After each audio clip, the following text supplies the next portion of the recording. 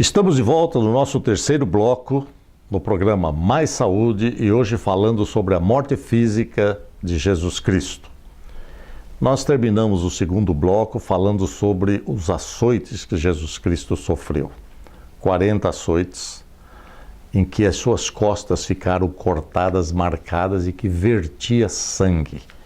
Imagine alguém sendo açoitado, não bebendo, não comendo, numa noite fria. Ele estava esmorecendo. E agora uma cruz é dada para Jesus Cristo levar à frente. É um peso. Jesus Cristo vai caminhando pela Via Crucis para ser crucificado no Gólgota, ou seja, fora da cidade, um monte fora da cidade. Local das caveiras, que era chamado.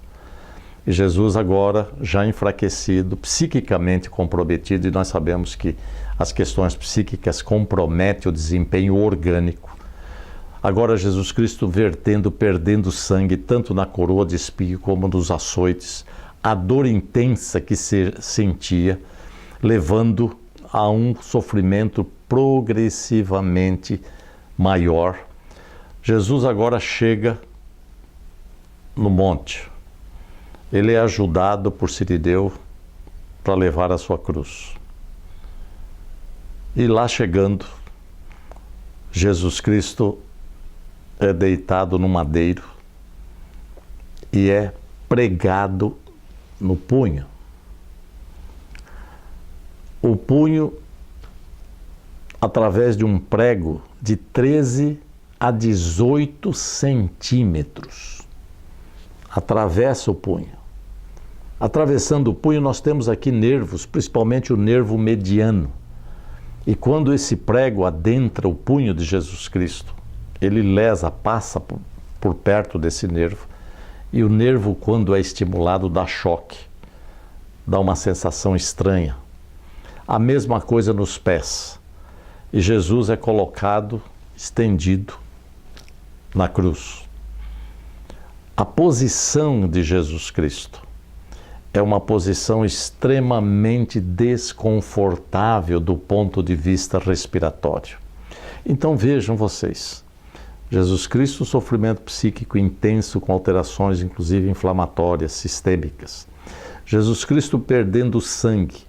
Jesus Cristo já desidratado, enfraquecido, agora com dor intensa nos punhos e nos pés, numa posição com grande dificuldade respiratória, em que ele fica pendente. Jesus Cristo era fraco, ele não era um homem forte.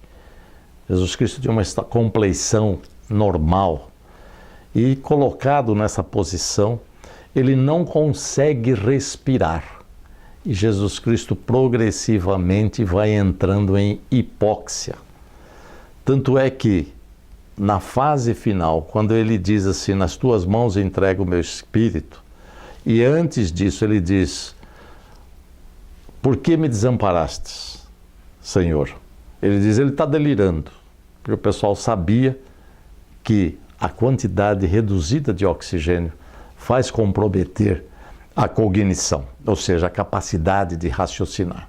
E progressivamente, Jesus Cristo vai esmorecendo. Então vejam vocês, Jesus Cristo expira, ele morre, e para cumprir uma profecia que normalmente os romanos faziam. Quando o indivíduo crucificado, que era uma prática na época do Império Romano, demorava a morrer, eles quebravam a perna para poder sangrar dentro do próprio osso e morrer subitamente. E a profecia bíblica diz que nenhum osso seu seria quebrado. E Jesus morreu antes de que os soldados quebrassem, nenhum osso dele foi quebrado, mostrando que a profecia se cumpriu. E aqui, né, eu quero insistir com vocês, para vocês entenderem, na verdade, do ponto de vista médico, o que aconteceu com Jesus Cristo. Jesus Cristo teve um sofrimento psíquico, e nós sabemos que o sofrimento psíquico é profundo a ponto de fazê-lo suar sangue. Logo depois, a desidratação. Se você fica 2 horas sem beber água, você já começa a desidratar. Jesus Cristo ficou muito mais, ele ficou a noite toda, praticamente, porque ele foi preso depois da meia-noite e foi crucificado por volta de 9 horas da manhã e morreu por volta de 3 da tarde. E era a hora que se escureceu. Então Jesus ficou sem comer, sangrando pelos açoites e, por último, ficou numa posição que ele não conseguia respirar, levando a um processo inflamatório sistêmico que nós chamamos hoje na medicina de CIRS. É inflamação sistêmica, em que o sangue coagula pelo organismo todo e as células não respiram mais. E logo após a morte de Jesus Cristo, o soldado romano fura o seu lado direito com uma lança. E diz a Bíblia, lá no Evangelho de João, capítulo 19, versículo 34, que saiu sangue e água. E as pessoas falam assim, mas por que saiu água? A água foi devido à inflamação do pericárdio, mostrando que ele passou por um sofrimento muito grande, que foi o sofrimento da síndrome inflamatória sistêmica, que é o que eu estou falando devido ao grande sofrimento psíquico e também do processo de coagulação que se instalou em Jesus Cristo.